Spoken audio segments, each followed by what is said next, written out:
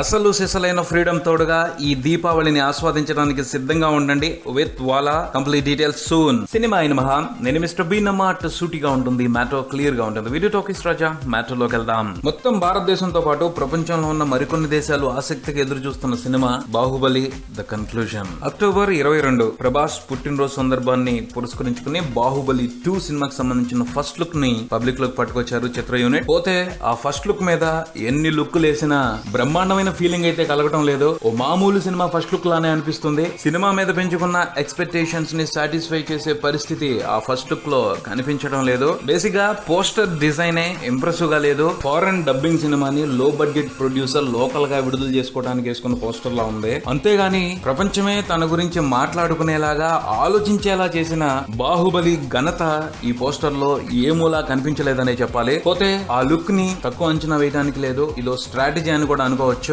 దర్శకుడు రాజమౌళి ఎప్పుడూ కూడా సినిమాని తీసేసి పక్కన నుంచి చూసే వ్యక్తి కాదు. దాన్ని పబ్లిక్ లోకి పట్టుకెళ్ళడానికి ఏం చేయాలి అని ఆలోచించి దానికి తగ్గట్టు ప్రచారాన్ని కూడా వినూత్నంగా చేసే మనిషి. బాహుబలి 1 కి సంబంధించి ప్రమోషన్ పరంగా కొన్ని ప్రత్యేకమైన ఆలోచనల్ని ఆచరణలో పెట్టి యావత్ భారతదేశం సినిమా గురించి అటెన్షన్ తీసుకునేలాగా చేయగలిగారు. Baahubali 1 first looks, character introductions చాలా బాగా జనాల్లోకి వెళ్ళినాయి. సినిమా మీద విపరీతమైన అంచనాలు పెంచుకోవడానికి అవకాశం కల్పించాయి. పోతే ఈ అంచనాలు సినిమా విడుదల రోజున రాజమౌళిని, బాహుబలి టీమ్ ని కొంత కలవరబెట్టాయి. విడుదల రోజున సినిమా మీద కాస్త డివైడ్ టాక్ వినిపించింది. రాజమౌళి మెస్మరైజింగ్ లోకి వెళ్లిపోయిన జనాలు ఆ టాక్ ని పట్టించుకోలేదనుకోండి. సినిమా మీద తొలి రోజు ఏర్పడ్డ డివైడ్ టాక్ కి కారణం లిమిట్లెస్ గా పెరిగిపోయిన ఎక్స్పెక్టేషన్స్. అందరూ కాకపోయినా కొంతమంది సినిమా మీద విపరీతంగా అంచనాలు పెంచుకున్నారు. వాళ్ళ ఎక్స్పెక్టేషన్స్ కు తగ్గట్టుగా ఎక్కడో సినిమా కనిపించకపోతే ఓకే సోసో అన్నట్టు మాట్లాడారు. ఇదే పరిస్థితి బాహుబలి 2 కి రాకూడదని ఎక్స్పెక్టేషన్స్ పెంచే విషయంలో రాజమౌళి ఓ స్ట్రాటజీని ఫాలో చేస్తున్నారని అనిపిస్తుంది ఈ ఫస్ట్ లుక్ ని చూస్తుంటే. Too much